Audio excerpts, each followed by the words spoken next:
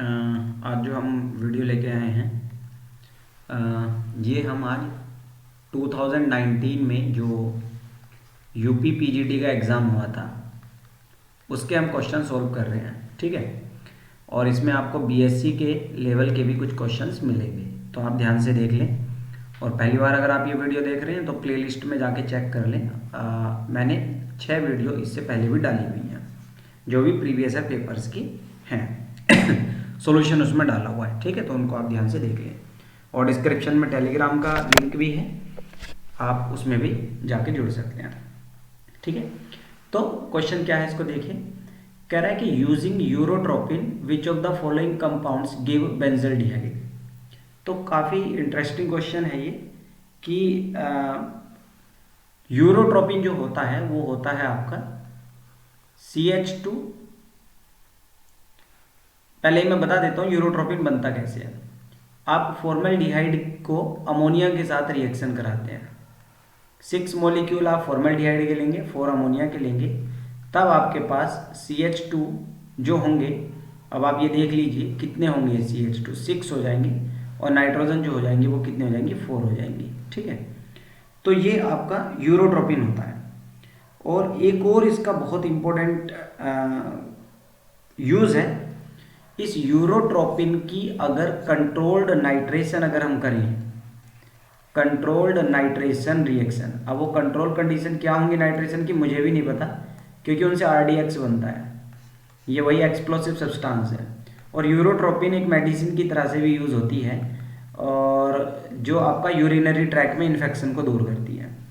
तो अब आप मुझे RDX की फुल फॉर्म कमेंट करके आप बताएंगे कि क्या होती है। ठीक है, तो यूरोट्रोपिन जो आपका ये बना है, ये किस कंपाउंड के साथ रिएक्ट करे कि बेंजल्डिहाइड बनाए, ये क्वेश्चन है।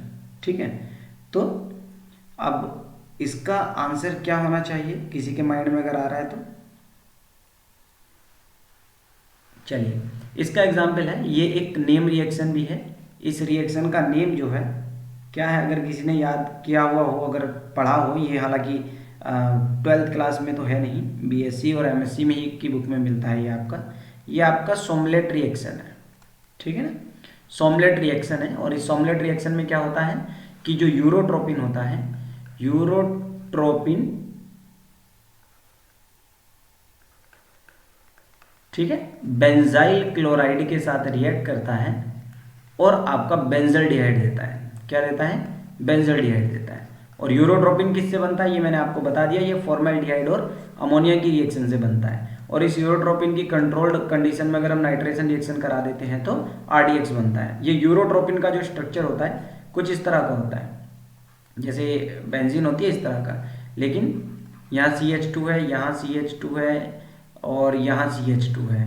ठीक है ना, और यहाँ पर होता है नाइट्रोजन, यहाँ पर नाइट्रोजन होता है, फिर ये आपस में भी कनेक्टेड होते हैं। खैर वो चीज़ आपने नहीं पढ़नी है। ठीक है, बस अभी आप इतना ही ध्यान रखें कि यूरोट्रोपिन होता क्या है।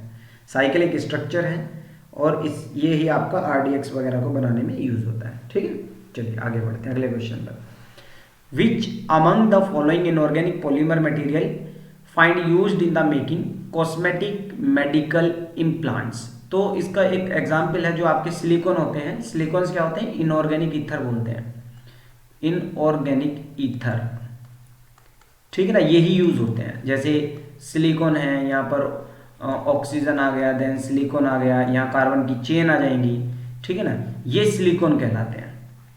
ठीक है, तो यही आपके क्या होते हैं, मेडिसिन की तरह से कुछ इनके डिवाइस बनती हैं जो बॉडी के अंदर लगा दी जाती हैं। ठीक है, इम्प्लांट की जाती हैं।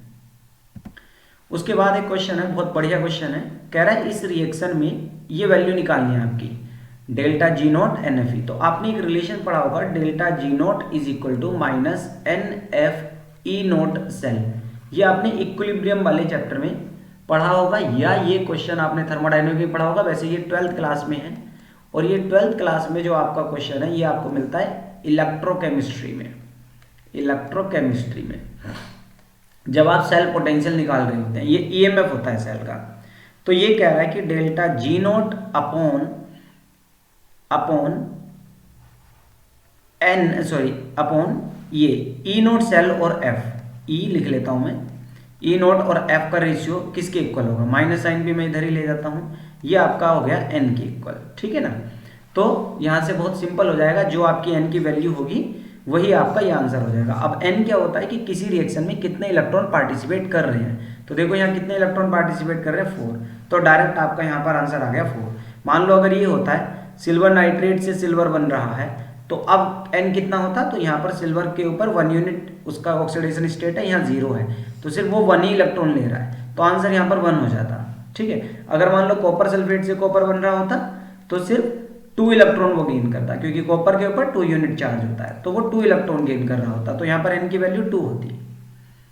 Question number 4, when alumina, alumina का फॉर्मूला क्या होता है Al2O3, और ये बनता किससे है, ये बॉक्साइट ओर से बनता है, Al2O3 इंटू 3H2O से बनता है जब हम इसकी लीचिंग करते हैं। लीचिंग किससे करते हैं, ये ध्यान रखना, ये कई बार पूछा गया है, कंसंट्रेटेड NaOH के साथ जब रिएक्शन करते हैं तब आपके पास क्या बनता है, पहले तो AlOH होल थ्राइस बनता है, और जब आप इसकी हीटिंग करते हो तब आपके पास एल्यूमिना बनता है, ठीक है ना। चलिए, तो जब इस Al2O3 की आप क्या कर रहे हैं, नाइट्रोजन के साथ और कार्बन के साथ हीटिंग कर रहे हैं, कार्बन के साथ हीटिंग कर रहे हैं और नाइट्रोजन के साथ हीटिंग कर रहे हैं, तो ये कह रहा है क्या बनेगा, तो ये आपका जो, हालांकि इसमें मार्क भी कर रखा है, एल्यूमिनियम का नाइट्राइड बन जाएगा और कार्बन मोनोऑक्साइड बनती है, ना कि कार्बन डाइऑक्साइड, ठीक है। तो ये आपका AlC प्लस कार्बन मोनोऑक्साइड बनेगी, ये आपका कंपाउंड बन जाता है एल्यूमिनियम नाइट्राइड AlN, ठीक है ना। और एक AlN का मैं यूज भी बता देता हूं, याद रखना, ये मोस्ट इंपॉर्टेंट टॉपिक होता है, ये आपका कोवलेंट नेटवर्क सॉलिड है, कोवलेंट नेटवर्क सॉलिड है, ठीक है। ये क्वेश्चन पूछा जाता है कि कौन सा आपका कोवलेंट नेटवर्क है, आयनिक है, तो इसके साथ एल्यूमिनियम नाइट्राइड है, सिलिकॉन कार्बाइड है, और सिलिका है, SiO2 है, डायमंड है, और आपका ग्रेफाइट है। ये आप याद रखना, ये नेटवर्क कोवलेंट सॉलिड होते हैं, तो एल्यूमिनियम नाइट्राइड। और एल्यूमिनियम नाइट्राइड का एक और यूज बता देता हूँ, ये हाइड्रोक्लोरिक एसिड या वाटर के साथ रिएक्शन करके अमोनिया गैस बनाता है। कौन सी गैस बनाता है, अमोनिया गैस, NH3 बनाएगा यहाँ से, ठीक है, तो ये ध्यान रखना आपने। चलिए आगे बढ़ते हैं। क्वेश्चन नंबर 5 है, छोटा है ये, आपको शायद दिख रहा होगा। कह रहा है कि ये जो आपको कंपाउंड दे रखे हैं इसमें से कौन सा आइडोफॉर्म टेस्ट देगा, तो मैं आपको पहले आइडोफॉर्म टेस्ट ही बता देता हूँ। आइडोफॉर्म टेस्ट होता क्या है, देखो आइडोफॉर्म टेस्ट होता है कोई भी अल्कोहल जिसके पास, ये अल्कोहल मान लिया, जिसके पास अल्फा कार्बन पर जो हाइड्रोजन होगी अगर वहाँ 3 हाइड्रोजन है, या कोई भी एल्डिहाइड या कीटोन जिसके पास अल्फा कार्बन पर 3 हाइड्रोजन है, अगर ये कंडीशन होगी तो वो आपका क्या प्रोड्यूस करेगा, ये अगर अल्कोहल है तो वो आइडोफॉर्म टेस्ट देता है, कोई भी अगर ये हो। जैसे मैं बात करूं इसकी, तो अब बताओ ये क्या आइडोफॉर्म टेस्ट देगा कि नहीं देगा, तो आप कहोगे जी बिल्कुल देगा, क्योंकि अल्फा कार्बन पर इधर हाइड्रोजन है, इवन इधर भी है, और अल्फा कार्बन क्या होता है, जो CO के साथ डायरेक्टली अटैच्ड कार्बन हो वो आपका क्या कहलाएगा, अल्फा कार्बन कहलाएगा। तो इस अल्फा कार्बन की 3 हाइड्रोजन हटाकर 3 आयोडीन आ जाती है। मान लो अगर मैं इसकी रिएक्शन करा रहा हूँ आयोडीन और NaOH की प्रेजेंस में, ठीक है। कई बार ये भी लिख देता है एग्जामिनर, कई बार NaOI लिख देता है, क्योंकि इसकी रिएक्शन से यही बनेगा। तो ये CH3 को आपने CHI3 में बदलना है, CHI3 में बदलना है प्लस, और बचे हुए जो 2 कार्बन रह गए या जितने भी कार्बन बचेंगे आपने उतने कार्बन का कार्बोक्सिलिक एसिड बनाना है सोडियम सोल्ट के साथ, ठीक है ना। कार्बोक्सिलिक एसिड 2 कार्बन बचे तो 2 कार्बन का आप एसिड बना देंगे, और बचा हुआ ये हिस्सा इस तरह से रह गया। चलो आप मुझे इसके साथ रिएक्शन करके बताओ, इसके साथ क्या बनेगा, इसके साथ, ठीक है ना। अगर आप इसकी I2 और NaOH के साथ रिएक्शन कराएंगे तो क्या बनेगा, आप कहोगे जी कोई रिएक्शन नहीं होगी, उसका कारण आप बता देंगे क्यों, क्योंकि यहाँ पर C डबल बॉन्डों के अराउंड जो अल्फा कार्बन है उस पर 3 हाइड्रोजन नहीं है, सिर्फ 2 ही है, इससे कोई लेना देना नहीं, हमें इससे लेना है, और यहाँ बेंजीन पे 3 हाइड्रोजन नहीं होती, तो इसलिए रिएक्शन नहीं करेगा। तो इसलिए अब आप इसमें देख के बताइए, अगर आपको ये दिख रहा है तो OH यहाँ पर है, ये कार्बन है, तो इधर भी बेंजीन लगा रखी है, इधर भी बेंजीन लगा रखी है, तो ये रिएक्शन नहीं करेगा। आप इधर आ जाओ, तो इसमें ये OH दे रखा है, तो इसके पास ये 3 हाइड्रोजन है, तो ये आपका CHI3 देगा, ठीक है। CHI3 ये आइडोफॉर्म कहलाता है, इसी के आपके येलो प्रेसिपिटेट होते हैं, ठीक है। तो इसका आंसर यही हो जाएगा। बाकी देखो यहाँ भी था, ये भी था वैसे तो, लेकिन इसमें दिक्कत क्या है, OH जिस कार्बन से जुड़ा है वहाँ CH2 ही है, तो ये भी नहीं देगा, और ये भी OH जो है इस कार्बन से जुड़ा है, ये इसके पास CH3 नहीं है, ठीक है, तो ये भी आइडोफॉर्म टेस्ट नहीं देगा। अच्छा, CHI3 को CH3 एक आपका याद रखना, ये आयोडेक्स और विक्स में भी होता है, इसलिए इसको एनाल्जेसिक कैटेगरी में माना गया है। एनाल्जेसिक मतलब पेन रिलीवर, याद रखना ये CH3 एनाल्जेसिक होता है। आगे बढ़ते हैं। कह रहा है कि कोलोइड पार्टिकल सोप का जो सोल होता है, देखो सोप जो है, सोप का जो सोल होगा, ठीक है ना, वाटर के अंदर जैसे मिसल्स वगैरह बन गई उसकी बात कर रहा है ये। एक बात और याद रखेंगे, जो मिसल्स होती हैं, ठीक है ना, मिसल्स क्या होती है कि जो डस्ट के अराउंड सोप क्या होती है, इकट्ठी हो जाती है, ठीक है ना, इस चीज़ को वो यहाँ पर यूज़ कर रहा है। ठीक है, पहले मैं इस क्वेश्चन का आंसर बता देता हूँ, फिर मैं 2-3 क्वेश्चन इससे रिलेटेड अलग पूछता हूँ। वो कह रहा है कि ये कोलोइड है तो इसके ऊपर कैसा चार्ज होता है, तो इसके ऊपर नेगेटिव चार्ज होता है, ये नेगेटिवली चार्ज कोलोइड है। ये जस्ट एक रिमेंबर टाइप का क्वेश्चन, आपको रिमेंबर रखना है। अब आप याद रखिए, एक क्वेश्चन अलग से आता है, एसोसिएटेड कोलोइड क्या होते हैं। तो एसोसिएटेड कोलोइड यही है, ठीक है ना, मिसल्स को हम एसोसिएटेड कोलोइड बोलते हैं कि ये एक पर्टिकुलर कंसंट्रेशन पर ही कोलोइड का काम करेंगे। अगर उससे कंसंट्रेशन लेस रह गई तो ये ट्रू सॉल्यूशन की तरह काम करेंगे। किसकी तरह काम करेंगे? ट्रू सॉल्यूशन की तरह काम करेंगे। और उस कंसंट्रेशन से ज़्यादा हो गई तो ये आपका कोलोइड बन जाएंगे, ठीक है ना। तो और वो कंसंट्रेशन क्या कहलाएगी? जिससे कम पर ट्रू सॉल्यूशन, उससे ज़्यादा पर कोलोइड बनते हैं, उसको कहते हैं क्रिटिकल मिसल्स कंसंट्रेशन। याद रखेंगे, उसको बोलते हैं क्रिटिकल मिसल्स कंसंट्रेशन। सो ये वो कंसंट्रेशन है जिससे बिलो पर सोप जो है ट्रू सॉल्यूशन का बिहेव करेगी सॉल्यूशन के अंदर, ठीक है ना, और जिससे हाई पर वो किसकी तरह बिहेव करेगी? कोलोइड की तरह बिहेव करेगी। और इसी में एक और बात आता है, क्राफ्ट टेम्परेचर क्या होता है? KRAFT, craft temperature. ये वो टेम्परेचर है जो कोलोइड बनाने के लिए, यानी कि एसोसिएटेड कोलोइड को बनाने के लिए कम से कम जो टेम्परेचर चाहिए होता है, उससे कम पे ये नहीं बनेगा, उसको क्राफ्ट टेम्परेचर बोलते हैं। तो याद रखना ये एसोसिएटेड कोलोइड होता है, ठीक है। आप मुझे कमेंट में करके कोई मल्टीमोलिकुलर कोलोइड का एग्जाम्पल बताएंगे, मल्टीमोलिकुलर कोलोइड, ठीक है। आगे बढ़ते हैं। क्वेश्चन नंबर 7 कह रहा है value of resonance energy of any resonance hybrid is. देखो, जैसे आपने बेंजीन के स्ट्रक्चर बनाए हुए हैं, एक ये स्ट्रक्चर है बेंजीन का, आपने फिर इनके रेजोनेटिंग स्ट्रक्चर बनाए होंगे, जैसे ये इलेक्ट्रॉन यहाँ चला गया, ठीक है, ये इस तरह के आपने रेजोनेटिंग स्ट्रक्चर आपने बनाए होंगे। फिर ये इलेक्ट्रॉन यहाँ चला गया, ठीक है, तो ये उठ के यहाँ पर आ गया। फिर आपने कुछ हाइब्रिड स्ट्रक्चर बनाया होगा, जैसे ये हाइब्रिड स्ट्रक्चर है। किस चीज़ का हाइब्रिड स्ट्रक्चर है ये इन दोनों का हाइब्रिड स्ट्रक्चर है। सॉरी, ये मेरा गलत बन गया,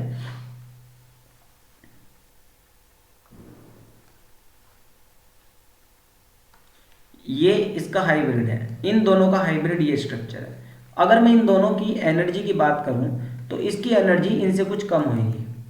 तो जितनी एनर्जी अमाउंट कम होती है, मान लो मैं कह देता हूं कि ये 83 जूल है और ये आपका जो है 23 जूल है, तो कितने का डिफरेंस है? तो मैं मान लेता हूं जी ये 53 का है, चलो इसको 33 मान लेते हैं। 53 किलो कैलोरी या जूल जो है वो कम है, मैं एक रफ वैल्यू मान रहा हूँ। तो ये जितनी एनर्जी कम होता है उस एनर्जी को बोलते हैं रेजोनेंस एनर्जी। रेजोनेंस एनर्जी क्या होती है? वो एनर्जी जिससे by which A hybrid structure is stable. क्योंकि आपको पता होना चाहिए एनर्जी स्टेबिलिटी के इनवर्सली प्रोपोर्शनल होती है, ये आपने याद रखना है। जितनी कम एनर्जी उतनी ज़्यादा स्टेबिलिटी। तो इसकी एनर्जी हाई है, इन दोनों की एनर्जी हाई है, इसकी एनर्जी कम है, तो ये स्टेबल है। तो जितनी एनर्जी कम होगा वही उसकी रेजोनेंस एनर्जी कहलाएगी। मतलब ये एक रिलेटिव वैल्यू होती है, एग्जैक्ट वैल्यू नहीं है कि रिलेटिव मतलब कंपेयर कर रहा हूँ मैं इसके और इसके बीच में कितना डिफरेंस है, तो ये एक रिलेटिव वैल्यू है, ठीक है। तो इसका आंसर क्या हो जाएगा? बी हो जाएगा। एब्सोल्यूट नहीं होती है, जस्ट हम कंपेयर करके निकालते हैं, ठीक है। अनप्रिडिक्टेबल ऐसा नहीं है, प्रिडिक्ट होती ही है। आगे बढ़ते हैं। ये कह रहा है एक कॉम्प्लेक्स दिया हुआ, मैं यहाँ लिख लेता हूँ अगर आपको नहीं दिख रहा होगा। पोटासियम, प्लेटिनम, C2H4 और Cl3।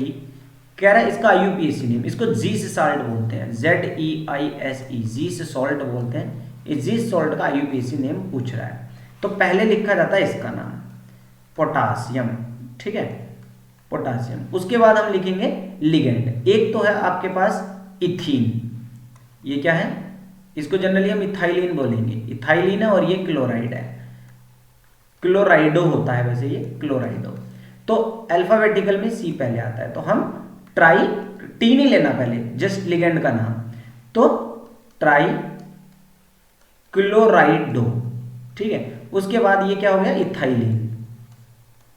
इथाइल, उसके बाद प्लेटिनम। लेकिन प्लेटिनम नहीं कहेंगे, अगर उसके पहले कोई ये मेटल दे दिया होता है तो उसको प्लेटिनेट, एट लगा देते हैं बाद में, एट लगता है, ये याद रखेंगे आप। और उसके बाद ऑक्सीडेशन स्टेट, क्योंकि ये तो जीरो होगी, इसकी ऑक्सीडेशन स्टेट होगी +1, क्लोरीन होता है -1, 3 क्लोरीन है तो -3 में +1 ऐड करोगे तो सेकंड आएगी ऑक्सीडेशन स्टेट। ठीक है, तो आपका आंसर क्या हो जाएगा, ये हो जाएगा। हालांकि इसमें क्लोरो दे रखा है, क्लोरो पुराने सिस्टम में यूज करते थे, अब आईयूपीएसी क्लोराइडो, फ्लोराइडो, साइनाइडो, ठीक है ना, इस तरह से यूज करवाता है, तो हम यही बोल देंगे। दो नाम और मैं बता देता हूं, इससे आपको क्लियर हो जाएगा। जैसे आपके पास K4FeCN6, इसका आईयूपीएसी नेम आ रहा है, तो स्क्वायर ब्रैकेट से पहले जो लिगेंड होते हैं, ठीक है ना, मेटल होता है, उसके नंबर नहीं पढ़ते, याद रखेंगे ये। तो इसको मैं पोटासियम बोलूंगा ओनली, पोटासियम। हेक्सासाइनाइडो, हेक्सासाइनाइडो, और आयरन नहीं कहूंगा क्योंकि इसके आगे ये लगा हुआ तो 8 लगाना पड़ेगा, तो आयरनेट वर्ड नहीं होता, फेरेट होता है, फेरेट। और बाद में आप उसकी ऑक्सीडेशन स्टेट लिख देंगे। तो माइनस के साइनाइड हो गए 6 और पोटासियम हो गया प्लस का 4, तो 2 का डिफरेंस रह गया। ठीक है ना। एक और देखो आपको बताता हूं इंटरेस्टिंग, फिर वो आपको क्लियर हो जाएगा। जैसे मैं एक लिख रहा हूं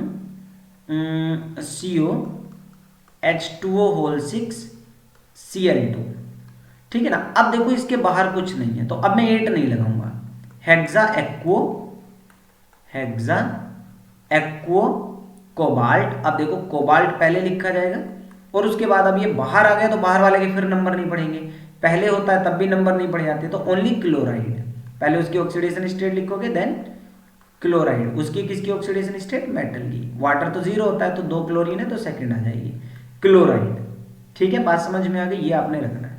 और 8 कब लगता है, 8 तब लगता है जब एनायन दे रखा हो। एनायन मतलब जैसे अगर आपको ये दिया होता FeCN6 -4 दे रखा होता, तब भी अब इसके बाद में 8 लगेगा। तो दो ही कंडीशन में मेटल के नाम के बाद में 8 लगता है, अगर चार्ज नेगेटिव हो या पहले आयन दे रखी हो। तो इसका नाम क्या होगा, हेक्सासाइनाइडोफेरेट सेकंड, बस। ठीक है, बाहर कुछ नहीं है, पहले कुछ नहीं है। डिटेल में मैं जब कोऑर्डिनेशन कंपाउंड करवाऊंगा उसमें आपको आ जाएगा। क्वेश्चन नंबर 9, क्वेश्चन नहीं दिख रहा होगा तो मैं अलग लिख देता हूँ। X मॉलिक्यूल A के हैं, Y मॉलिक्यूल B के हैं, और ये रिएक्ट करके I मॉलिक्यूल Y के दे रहा है, और M मॉलिक्यूल जो है ये L है, L मॉलिक्यूल M के दे रहा है, और M मॉलिक्यूल Z के दे रहा है। ठीक है, अब वो कह रहा है इस क्वेश्चन में डेल्टा H भी दे रखी है, एंथैल्पी भी दे रखी है 30 किलो जूल पर मोल दे रखी है, और डेल्टा S भी दे रखा है -100 जूल पर केल्विन दे रखा है। What will be the value of equilibrium temperature. तो इक्विलिब्रियम टेम्परेचर की वैल्यू की बात वो कर रहा है। ठीक है, तो एक आपने रिलेशन पढ़ा होगा, delta G = delta H - T delta S। ठीक है ना, थर्मोडाइनमिक वाले चैप्टर में आपने पढ़ा होगा।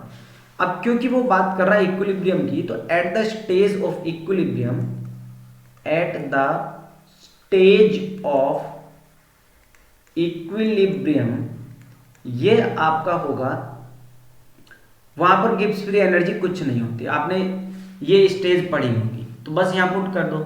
0 = डेल्टा H की वैल्यू कितनी दे रखी है, -30। ठीक है ना, और -T हमने निकालना है, और डेल्टा S आपको दे रखा है -100। ठीक है ना, डेल्टा H दे रखा है आपको -100। तो T अब जल्दी से बता दो कितना आ गया आपका। T आ गया आपका बस ये एक बात आप यहां देखें, यहां जूल है, यहां किलो जूल है, तो आप इसको भी किस में कन्वर्ट कर लोगे, 1000 से मल्टीप्लाई करके इसको भी जूल में कन्वर्ट कर लोगे। ठीक है, तो कितना आ गया, जल्दी से बताओ, देखो कितना आंसर आएगा आपका, कितना आ गया। तो ये आ गया आपका माइनस तो कैंसिल हो जाएगा, क्योंकि डिवाइड, ये अब आप इधर लेके आओगे, इसको डिवाइडेशन में लेके आओगे, तो ये कितना आ जाएगा आपका, 300 आ जाएगा। तो ये हो गया आपका 30 × 1000, ठीक है, अपॉन 100।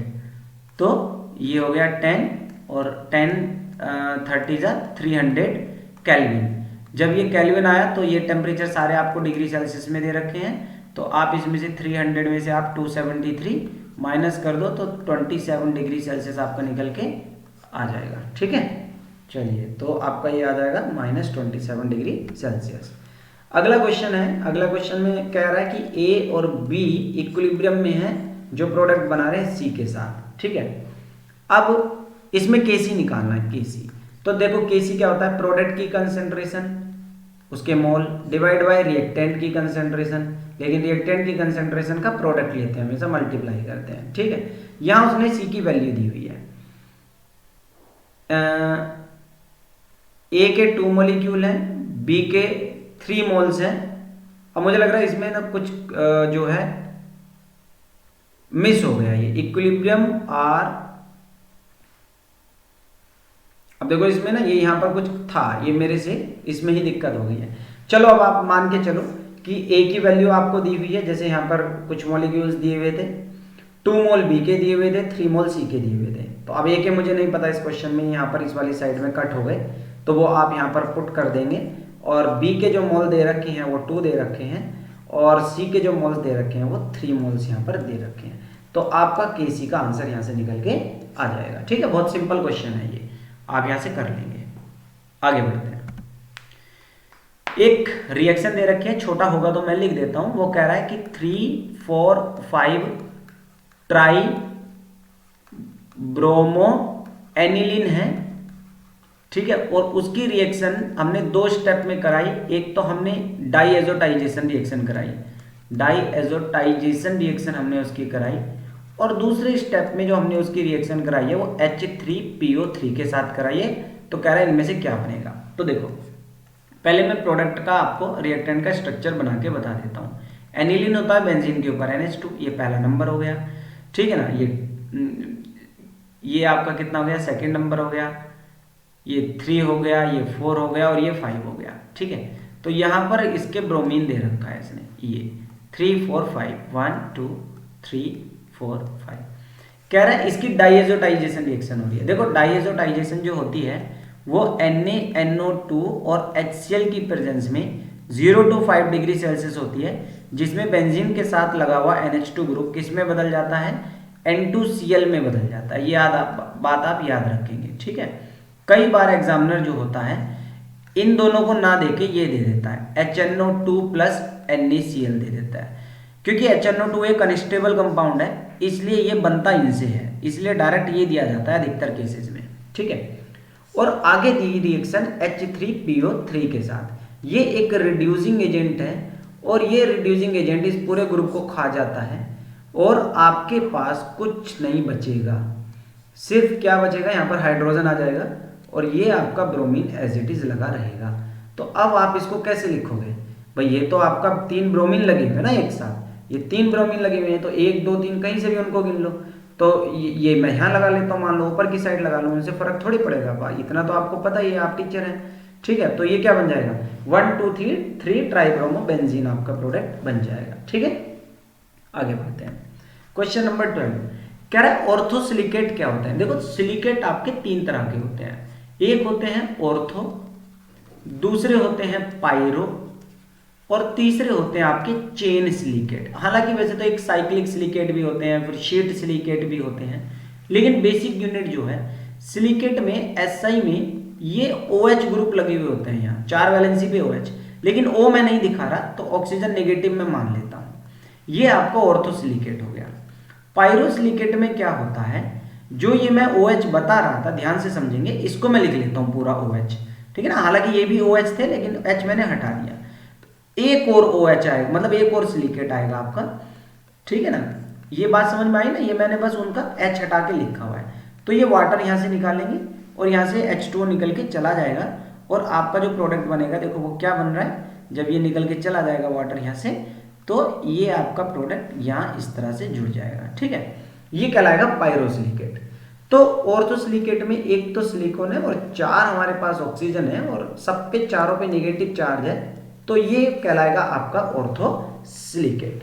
अच्छा, पायरोसिलिकेट होता तो कितने ऑक्सीजन सिलिकॉन थे, 2 सिलिकॉन थे, यानी कि SI2 था, और 1, 2, 3, 4, 5, 6, 7 और ऑक्सीजन थे हमारे पास 7, लेकिन चार्ज देखो कितना नेगेटिव था, 1 2 3 4 5 6, तो -6 जो होता है वो नेगेटिव चार्ज होता है, ये कहलाता है आपका पायरोसिलिकेट। चेन में क्या होता है, एक चेन बनती चली जाएगी, अब ये इसके साथ जुड़ जाएगा, ठीक है ना, वो आगे जुड़ जाएगा, ये ऐसी बनती चली जाएगी चेन सिलिकेट। तो इसका ये आंसर हो जाएगा। आगे बढ़ते हैं। Which of the following group gives Wolff Kishner reduction reaction. देखो किर्चनर रिडक्शन रिएक्शन होती क्या है, जो एल्डिहाइड या कीटोन ग्रुप होते हैं उनमें हाइड्रोकार्बन बनाने के 3 मेथड हैं। अब ये 3 रिएक्शन समझ लो, ठीक है ना। 2019 में तो वोल्फ किर्चनर आई थी, क्या पता इस बार क्या आ जाए, क्लेमेंसन आ जाए, क्लेमेंसन रिडक्शन आ जाए, ठीक है ना, ये हो सकता है। हो सकता है अगर ये ना है तो आ जाए reduction HI with red phosphorus आ जाए, P4 आ जाए। तो ये क्या है, इधर देखो वोल्फ किर्चनर क्या रिडक्शन होता है कि ये एनिलीन हाइड्रोजन के साथ NH2 अल्कोहलिक KOH और इथाइलिन ग्लाइकोल, ये आपने याद रखना है, इथाइलिन ग्लाइकोल, इन 3 रिएजेंट के साथ रिएक्शन होती है और इसकी गर्दन काट के हटा दो और 2 हाइड्रोजन आपने यहाँ पर लगा देनी है, बस गर्दन काट दी जाती है वोल्फ किर्चनर में और आपका बन गया हाइड्रोकार्बन। और सेम प्रोडक्ट बनेगा आपका क्लेमेंसन में, बस उसमें हम जिंक अमलगम लेते हैं कंसंट्रेटेड HCl के साथ, बस नाम बदल गया। और सेम बनेगा HI रेड फॉस्फोरस में, बस रिएजेंट बदल गया और तीनों का काम है ऑक्सीजन रूपी गर्दन को उखाड़ फेंकना और वहां पर 2 हाइड्रोजन लगाना। तो अब बताओ ये वोल्फ किर्चनर रिडक्शन किसका होता है, ये कार्बोनिल ग्रुप का होता है, ये है ना कार्बोनिल ग्रुप, इसका होता है। देखो अब मुझे जल्दी से आप इसमें बताना ये क्या बनाएगा, अगर HI और रेड फॉस्फोरस के साथ रिएक्शन करेंगे या इन तीनों में से किसी की भी करेंगे तो प्रोडक्ट का नाम मुझे कमेंट बॉक्स में आप लिख के बताएंगे, फिर मैं देखता हूँ कितनों का सही है, ठीक है ना। ये बेंजोल्डिहाइड है, इसके रिएक्शन देखते हैं क्या प्रोडक्ट आप बनाओगे, ठीक है। चलो अब मैं आगे बढ़ाता हूँ।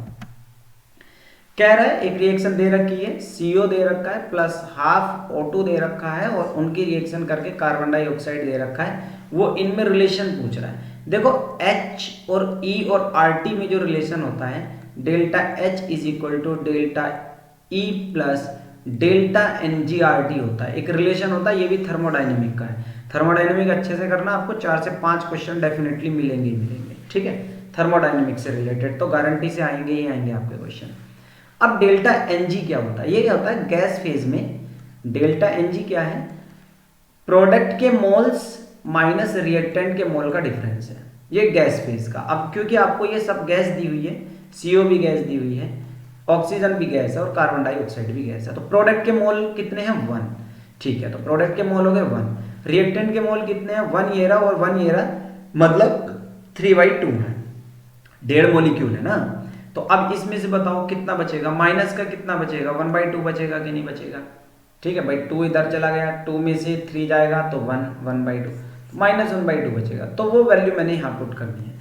तो delta H is equal to delta E plus minus का 1/2 RT, तो ये साइन ही बदल दो बस, तो delta H is equal to delta E minus 1/2 RT। अब आप चेक करो ये रिलेशन कहाँ है, तो ये रहा, ठीक है ना, delta H is equal to delta E minus 1/2 RT, ये आपका आंसर हो जाएगा, ठीक है ना।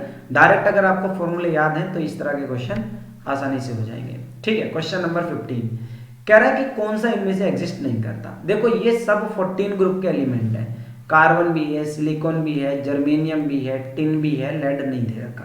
अब आप जरा इनकी इलेक्ट्रॉनिक कॉन्फ़िगरेशन बना के देखो, आपको आंसर समझ में आ जाएगा। 1s2 2s2 2p2, सिलिकॉन क्योंकि इससे एक शेल बढ़ गई आगे तो इसमें आएगा 3p2, ठीक है ना, और जर्मेनियम में आ जाएगा 4p2 और टिन में आ जाएगा 5p2। अब ये अगर मैं इनकी वैलेंस शेल की बात करूं, देखो 2s है 2p है, ये वैलेंस शेल क्या होती है, मैं जरा वैलेंस शेल लिख लेता हूँ, 4s2 भी आएगा या 5s2 भी आएगा। तो वैलेंस शेल क्या होती है, वैलेंस शेल होती है जिनमें लास्ट में प्रिंसिपल क्वांटम नंबर सेम हो। तो प्रिंसिपल क्वांटम नंबर ये 2 है, ये 2 है, s आ गया, p आ गया, तो d भी आएगा 2d, इसमें 3d आएगा, इसमें 4d आएगा, इसमें 5d आएगा। लेकिन हमें पता है 2d होता ही नहीं, 2d होता ही नहीं है। तो अब यहाँ देखो सिलिकॉन के साथ इन सब के साथ 6 क्लोरीन दे रखे हैं और फ्लोरीन दे रखे हैं, ठीक है ना। अब मैं 2 क्वेश्चन करवाऊंगा, ध्यान से अच्छे से आपने समझने हैं। तो ये जो फ्लोरीन एक्स्ट्रा आएंगे, आपको पता है कि कार्बन सिलिकॉन, इन कोई भी हो, carbon silicon germanium tin lead, इनकी वैलेंसी 4 होती है। मतलब जो सिलिकॉन जो है वो 4 बॉन्ड बना सकता है, SiF4 बना सकता है। लेकिन अगर दो फ्लोरीन इसको आके अपना लोन पेयर दें तो ये कोऑर्डिनेट बॉन्ड बनाने के लिए इलेक्ट्रॉन डी ऑर्बिटल में ले लेगा। इलेक्ट्रॉन किस में ले लेगा? डी में। और ये बनाएगा SiF6।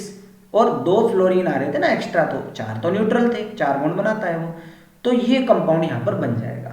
तो ये 3D सिलिकॉन में भी है, 4D जर्मेनियम में भी है और 5D टिन में भी है, लेकिन 2D सबशेल होती नहीं मेरे प्यारे टीचर। तो कार्बन तो ले ही नहीं सकता ना लोन पेयर, इसलिए ये ही वाला स्टेबल नहीं है। इन्होंने दे रखा है CCl6 करके दे रखा है -2।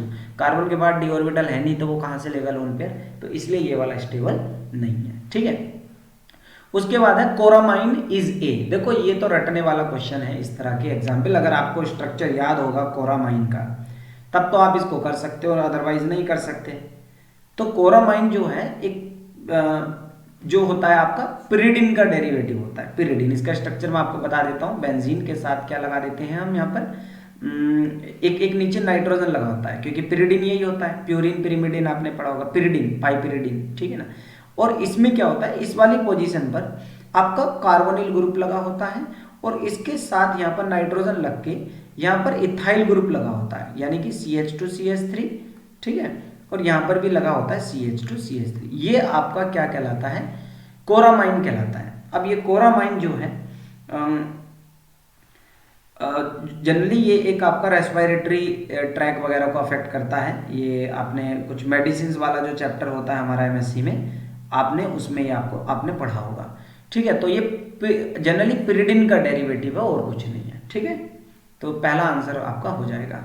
पाइपिरिडिन का नहीं है। पाइपिरिडिन क्या होता है, यहाँ पर अगर हाइड्रोजन आ जाता है तो वो पाइपिरिडिन का डेरिवेटिव भी नहीं है, ठीक है। चलिए आगे बढ़ते हैं। 17 क्वेश्चन कह रहा है कि कौन सी गैस बहुत तेजी से डिफ्यूज होगी। तो आपने एक लॉ पढ़ा होगा, Graham's law of diffusion. Graham's law of diffusion, तो आपने उसमें पढ़ा होगा जो गैस का डिफ्यूज होने का रेट जो होता है वो डेंसिटी के इनवर्सली प्रोपोर्शनल होता है और साथ में मॉलिक्यूलर मास के इनवर्सली प्रोपोर्शनल होता है। तो जिसका मॉलिक्यूलर मास ज्यादा होगा वो कम डिफ्यूज होगी, भारी जो होगी मतलब गैस, और जिसका मास कम होगा वो फास्ट डिफ्यूज हो जाएगी। तो आपको दे रखी है एक O2, एक दे रखी है आपको CO2, एक दे रखी है आपको अमोनिया, एक दे रखा है N2। O2 का मास कितना होता है 32, CO2 का मास कितना होता है 44। ये तो निकाल सकते हो ना, कार्बन 12 और O2 32। अमोनिया का कितना होता है 14 और 3 कितना हो गया 17, और 2 नाइट्रोजन का कितना होता है 28। तो किसका मास कम है? अमोनिया का ना, तो बस अमोनिया क्या होगी, फास्टर डिफ्यूज हो जाएगी, ठीक है। चलिए, ये ग्राम्स लॉ ऑफ डिफ्यूजन की वजह से ही एक हमने एक सिमोन करके कुछ एक अपरेटस होता है जो गटर में मार्स गैस को पता करता है।